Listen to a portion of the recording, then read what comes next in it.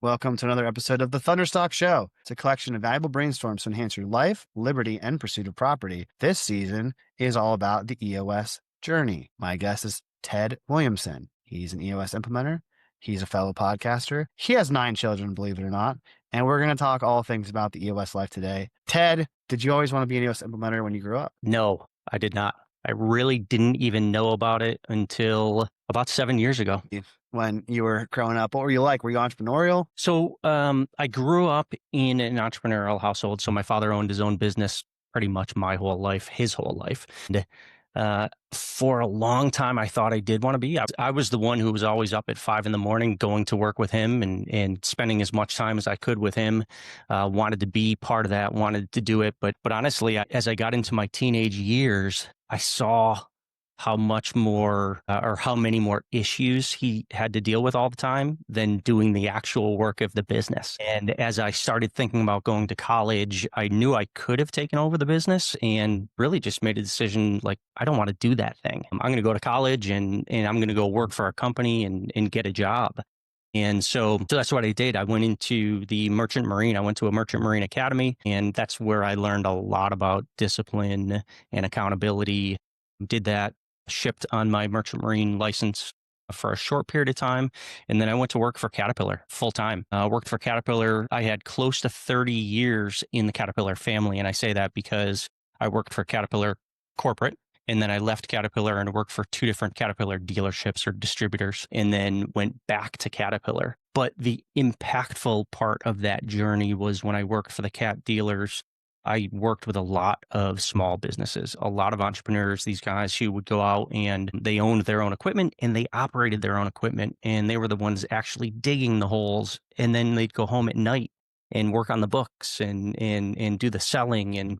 And I didn't really even know it at the time, but I just started having incredible empathy for what they did and respect for what they did. So fast forward, I went back to Caterpillar, worked in Cat Digital with some cool stuff with big data coming from machines. And in 2016, a business owner that I know handed me a book called Traction. And she said, "Hey, it's pretty interesting. You should take a look at it." So I did. I flipped through it and I noticed that there was nothing brand new in the book. They're concepts that have been around for hundreds of years, probably will be around for thousands more. But about 2 years later, I learned from that business owner that they had implemented EOS in their business.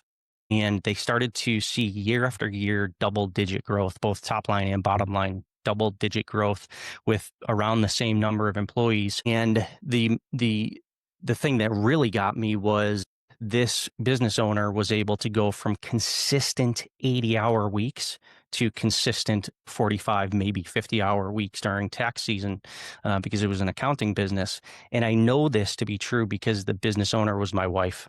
And for the first time in our marriage, I felt like I had my wife back and she wasn't working for 6 to 8 hours at night. And it was because of EOS. And it was at that time where I thought of EOS, I thought of what it did for her, and I thought of what it could do for all of those small businesses that I had worked with for so many years, and just said, there's merit to this. This can work. And that's really what inspired me. I do want to dig deeper into the transformation of your wife's business with EOS. But before we do that, I mentioned earlier, we talked about this, you have 9 children. So can you tell me a little bit about in the journey? I think, to define the EOS life, and you'll probably sum it up better than me, but if I had to say, it's doing meaningful work with people that you care about and having time for other passion, being compensated fairly. And there's probably one other pillar that I'm forgetting. Yeah, there is. So yeah, you were very close. Doing what you love with people you love, making a huge difference, being compensated appropriately, and having time for other passions. Having time for other passions.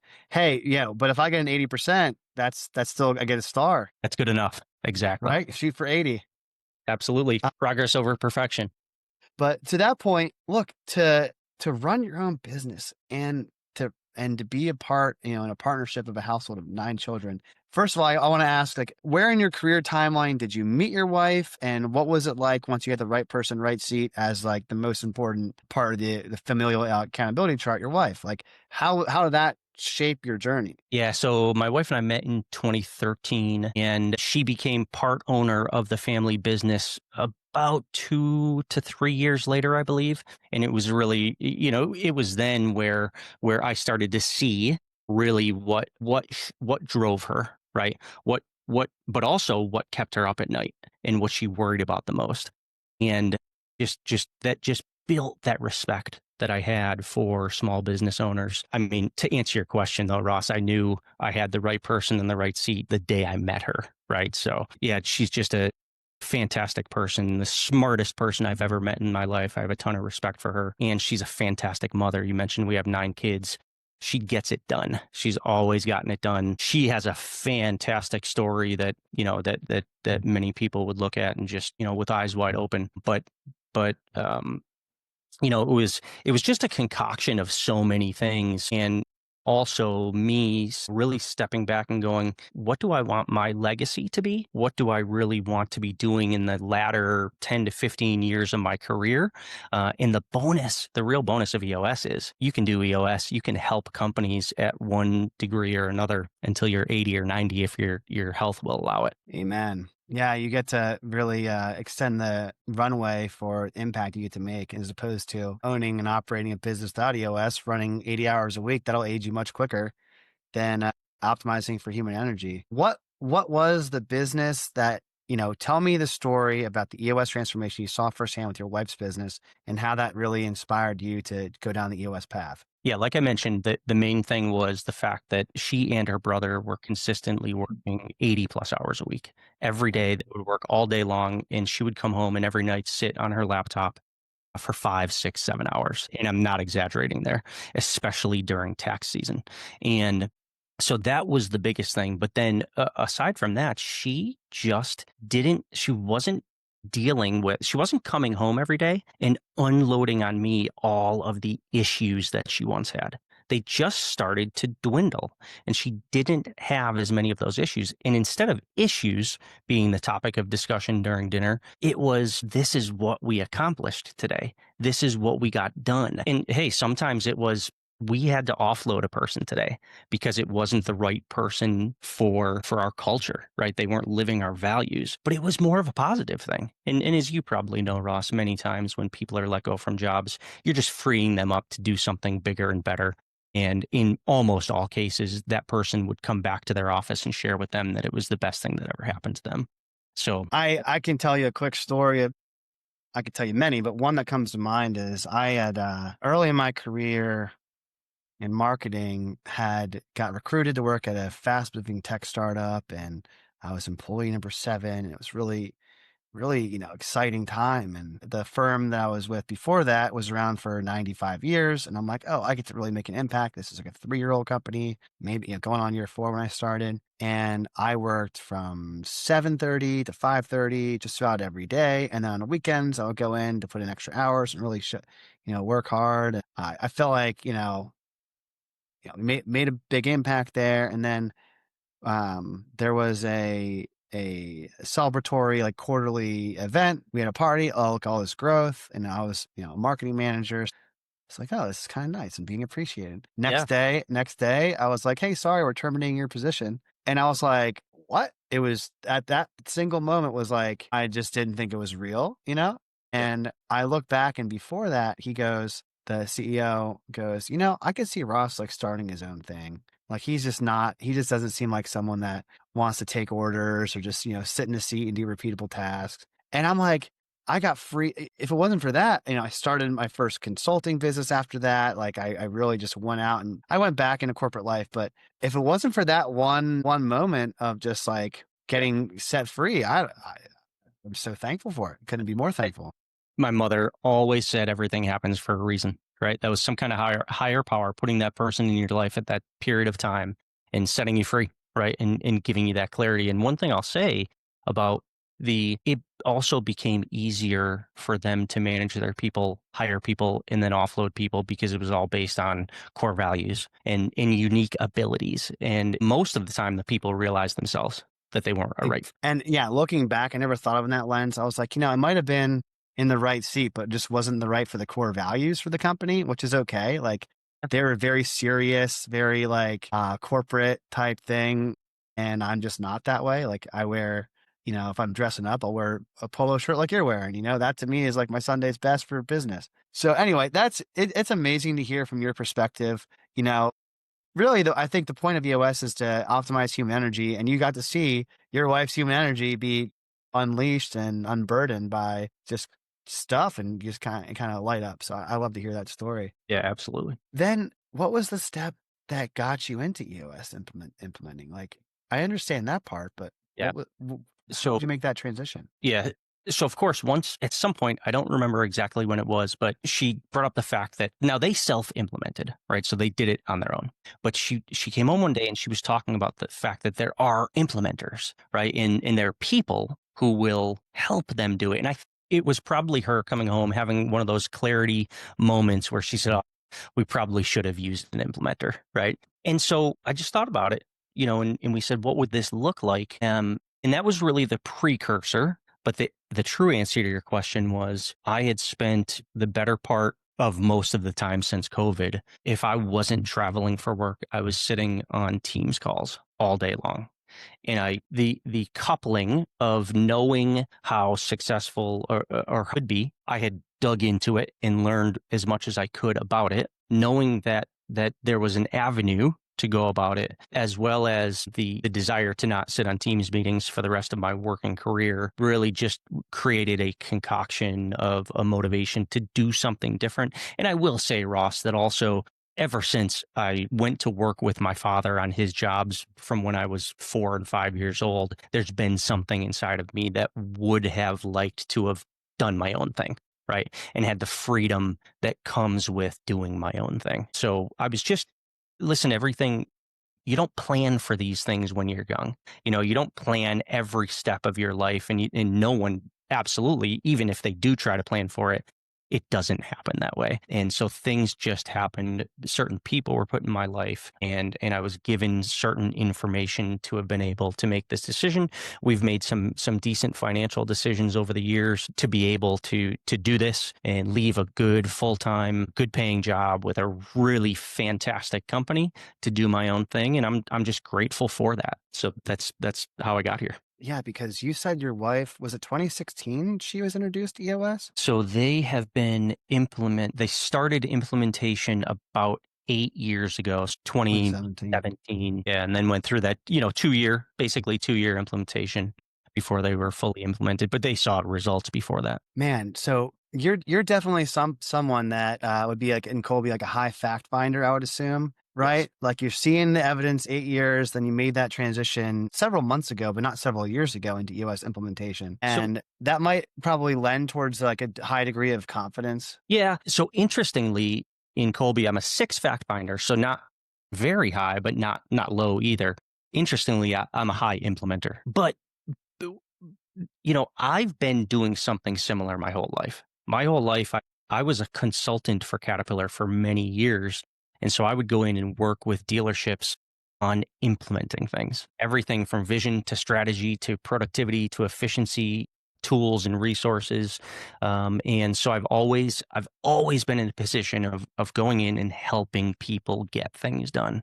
And that's specifically what EOS is. I want to also say something. You said that the entrepreneurial thing was maybe in your DNA before you were aware of it. That ties back to the GWC and the people analyzer. One observation I've made over the last several weeks and months is that there's like a commonality between people that gravitate towards either EOS implementation or that type of entrepreneurial thing. And it's like they've identified that, hey, whatever I've done on my journey, taking left-hand turns, right-hand turns, kind of came back to it. Like you can't ignore your. Yeah, no, absolutely. And for many years, I did ignore it. Right. And then there was just a set of circumstances that allowed it to come back up to the surface. And it was a combination again of knowing my wife, seeing her journey, less than ideal situations in my corporate job with web meetings the way they are, and having, the stability to be able to make a switch like that and do something a little bit different. And it probably helps that you had decades worth of experience doing that coaching, consulting with other entrepreneurs. I mean, it's just going from the either whether it's the Caterpillar brand or some other sort of that to the EOS, which is opening it up to different industries. But what did you learn specifically from that industry when you were coaching consulting that directly translated? And what are some things that you used to do as a coach consultant that you had to unlearn? So I think just the process being empathetic is hugely beneficial because there are very few EOS implementers out there who know everything about their client's business. That only happens if, for instance, you owned a pest control business, sold it, became an implementer, and are now working with a pest control business. But even then, it's designed so that we don't want to be consultants, right? We're coaches, facilitators, and teachers. But it's having the empathy to walk into a room and sit and listen 80% of the time, speak 20% of the time. We have two ears for a reason with one mouth, right? And just understand where people are and understand that you don't know every aspect of every situation that everyone is in, and then gradually build the trust, right? Build the trust with the people. And it's huge in EOS as well. I mean, we're working with clients with big egos a lot of the time, and that is a necessity. If you're going to be a successful business owner, you must have an ego. Egos are not always bad, right? But you can't go in, as if you know everything. And, I also have my approach to everything has always been, pretty, to the facts, and with no fluff, because fluff is just a waste of time. But I consider myself pretty careful and calculated. And although I consider myself a pretty confident person, I don't think I'm overconfident. And a lot of that has to do with the fact that I just know how to keep my mouth shut. Yeah, that's such an interesting balance, right? I love your take on the necessity of having an ego, because there was a study I listened to in a podcast that identified three distinct traits in nearly all people top of their fields. Number one was a borderline delusional sense of confidence that they could and were meant to achieve great things. Number two was a crippling insecurity that they may never do enough to reach their full potential. And number three was a one-track mindedness and determination that they were going to obsess over the BHAG no matter what. Yeah. And people think that one and two might be incompatible, right? With like supreme confidence and at the same time insecurity. But I think that's using ego as a weapon, where it's like, hey, you have to retain faith, but at the same time, confront all the issues and say, okay, well, it's almost like treating ego as the enemy, which is like a book title from Ryan Holiday, but treating it that way gives it like a healthy respect. Yeah. Yeah, absolutely. It's, again, like anything else, it's something that needs to be managed, and the smart people know how to manage it, right? But to your point, I think that this is just Ted speaking here, but I think that what you get with what originally or initially appear to be overconfident people, there's a huge lack of confidence, right? Ego is good if placed and utilized properly. And with most entrepreneurs, it is. But interestingly, Ross, ego is also kind of, in my opinion, what allowed Gino to be so successful with EOS, because ego causes a lot of entrepreneurs to think that they can do everything. And they are successful in most cases because they had a really good idea about a service or a product, and they did something with that specific service or product, and they built a small team and were successful, sometimes in spite of themselves, and got to a certain point, but then they hit a ceiling. And in order to grow more, they have to create this business environment around them with those 6 key elements of EOS, and do it in such a way that people are going to come on board, are going to understand where they want to go, are going to get on board with where they want to go, and execute how they should to reach those targets. And that ego sometimes keeps them from building that right structure around them. You made me think of a crazy thought. So we talked a little bit about your time with the U.S. Merchant Marine Service and how that instilled a foundation of discipline and accountability. It's like you can't, like, if you only have vision, you just, a goal without a plan is just a wish. And if you only have traction, well, then you're going to spin the wheels and who knows where you're going to end up. And you're probably not going to be able to get too many other people to be excited on board. So you need both, right? Vision and traction. And I feel like ego without discipline is like the biggest waste of potential, right? Because someone might have the greatest idea, but if they don't stick with it day in and day out and make progress with traction and, be accountable to themselves and not drink their own Kool-Aid, right? Anyway. Yeah, absolutely. It's chaos is what it is. And it's getting back to your merchant marine comment. It's the captain of a ship on the bridge saying, I want to go as fast as we can for 24 hours, but doesn't give anyone the direction, the heading, or the destination. Yeah, vision without traction is hallucination. And oftentimes that vision just sits in someone's head, right? It's not shared with the rest of the team, the rest of the organization. So everyone's trying to work as hard as they can, but they don't know what they're working for. They don't know what the destination is. I just spent some time with friends and family for my brother's bachelor party, and one thing I thought of during the long drive was I know people that are super high IQ, super high Wonderlic tests, super high capacity, really really smart, that just don't take action for whatever reason. Maybe they're afraid of failure, maybe they're afraid of being embarrassed, whatever it is, and they just go on and on and on without taking action, and they just it get, their scorecard gets worse. Like, you just have to sometimes take action. I know people that might not be anywhere close to the IQ, but that just take discipline, relentless, ruthless action and take feedback from others and are open-minded and are have a growth mindset, and they're wildly successful. Yeah. So I almost feel like this IQ test, like a gifted program in school for source, could be a curse. Like, it's like, oh, you've obtained the reward without putting in the work. Yeah. Yeah. I don't know. No, you're spot on. I mean, it's the old, knowledge is great, right? But if you can't apply that knowledge, it's worthless, right? And you could say the same thing about vision. Vision is great. Having someone with 50 new ideas every month can be good, but if you don't prioritize those and have the discipline to take that and be able to execute on that, if you can't take your knowledge that you learned in medical school and sit in an office with a patient and diagnose their issue, or go into a operating room and actually conduct a surgery, it's worthless, right? So vision that it isn't able to be acted upon and executed upon, it is worthless. Amen. So there's the other side of the coin, right? But behind the impotent vision, it's the too potent for their own good vision, where they're working 80 hours a week, 100 hours, and no one could do the job as well as them. I think you know which tool I'm talking about, which is the Delegate and Elevate tool. Would you say that that might be the number one most important tool for entrepreneurs today to master? Is that, like, or maybe the question should be, which tool do you think is the most important for entrepreneurs to get out of being unstuck? Maybe at the 1 million a year stage, or the 3 or 4 or 5 million a year stage. Yeah.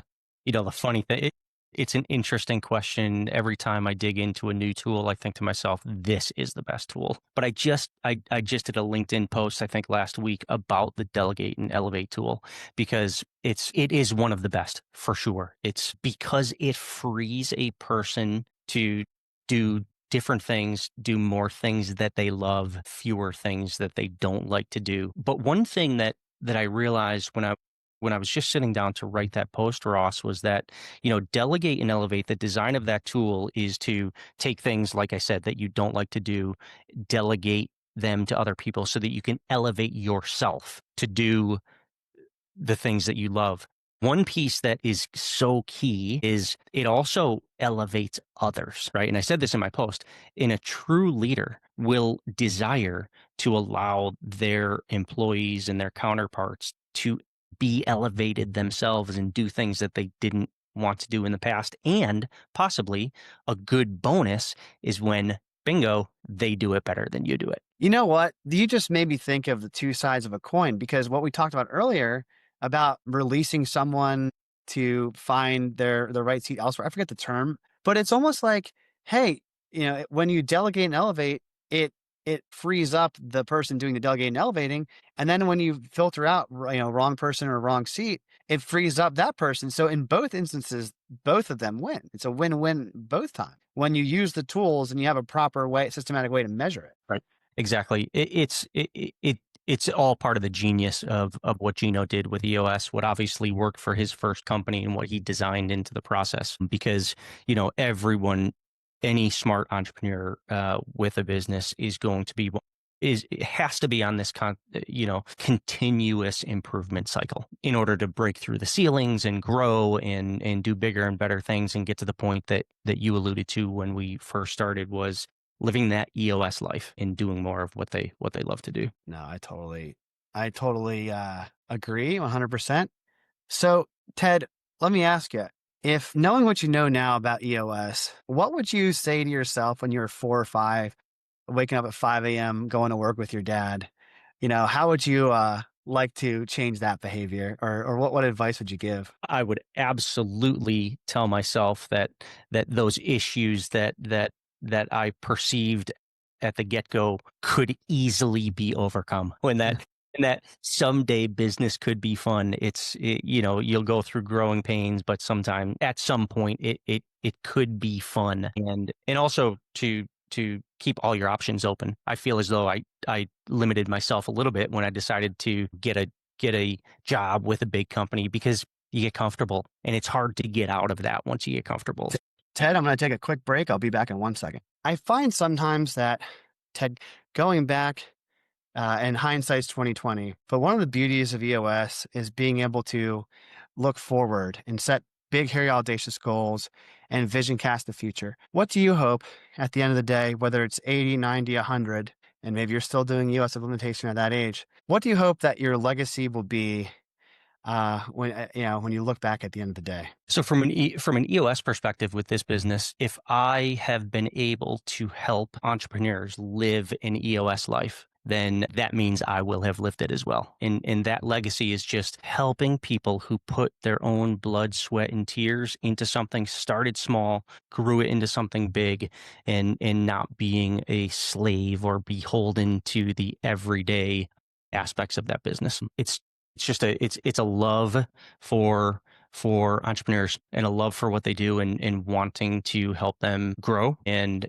create their own legacy. Ted, I love that, and it's probably based slightly on the background between, both your father and the family that you grew up in, and then the family you created with your wife, and maybe the future generation. If you have children that decide to be entrepreneurs, they can take the shortcut and not have to experience some of the pain. I think that's ultimately what we're called to do: is leave this place a little better than when we started, when we got here. Yeah, absolutely.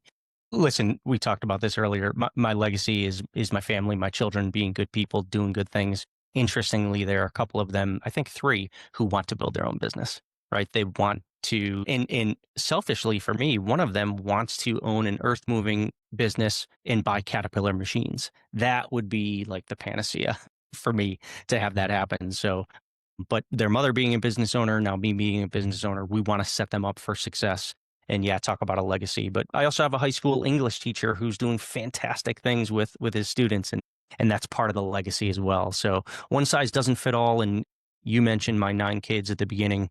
We're going to have a little bit of many different things with our 9, and it's just fantastic. But at the end of the day, it's just setting a good example for them of trying to make as much of an impact on the world as you can. And I love the fact that you mentioned that, two of your children, one's an English teacher and one's thinking about doing an entrepreneur thing with the Caterpillar equipment. Both reflect a bit about your career path, because I think EOS, it is not public teaching, but it's private coaching. It's private teaching. We're going to do the curriculum, and we have our syllabus, which is, the proven process. Usually it's 2 years to graduate. And in 2 years, you're going to get something that's probably more valuable for your business than getting a bachelor's in business administration. Definitely in my In our opinion as well. Yeah. We live by that for sure. So, Ted, I'm going to spring a surprise on you. I have a section of the show, save for the end. It's leave a question, ask a question. And the last guest, without knowing who you were, has a question for you, and you'll have the opportunity to ask the next guest without knowing who they are. Your call. Would you like to leave the question first or be asked? I will go ahead and ask. All right. So this is a bit of a mouthful. Bear with me. Last guest has the concept of ghost ships, which is the life that could have been. And the way it goes is, in our lives, we come to a point where we're at a fork in a road. You can either go one direction A or direction B. And the life that we becomes the one that we live. But at that, monumental moment, you could have been somebody else.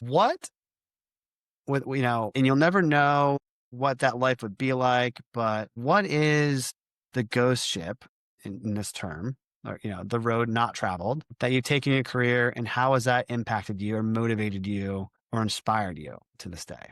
Does that question make sense? Somewhat. What is the question? What is the path that I didn't take? Yeah, the question was, what was the path you didn't take, and how has that impacted you today by not going down that? This is a really tough one because up until recently, I would have said that ghost ship or that path was owning my own business and doing my own thing. And here I am. I own my own business and I'm doing my own thing. But maybe it's if you never made that decision. Well, and that's exactly where I was going. I think that ghost ship was not having made that decision um, now 35 years ago.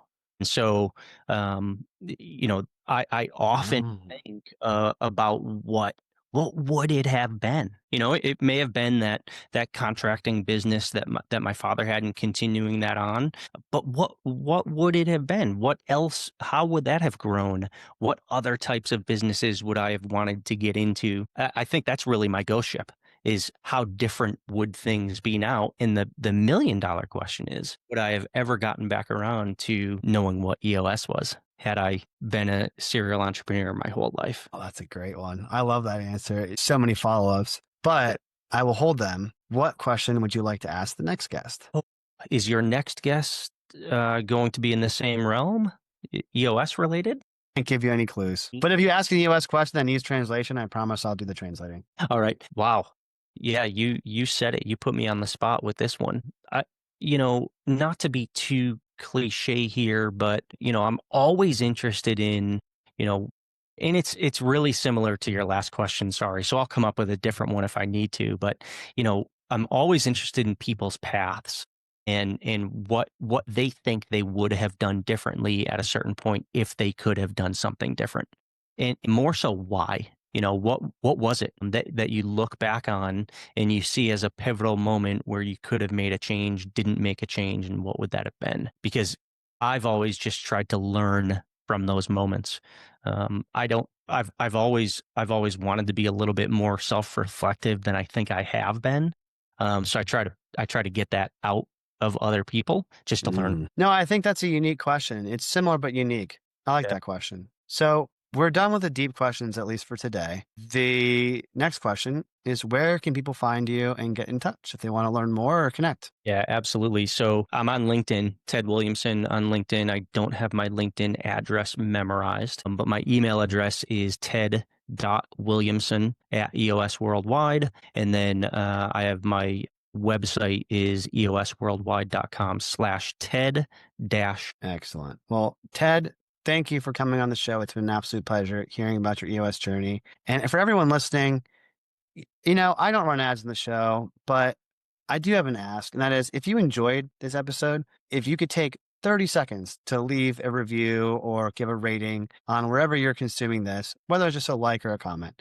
Engaging with the show, trust me, I check them all, really fires me up and appreciate it. Until next time, everyone, be well and maintain that egotistical confidence while also keeping discipline and accountability. Thanks.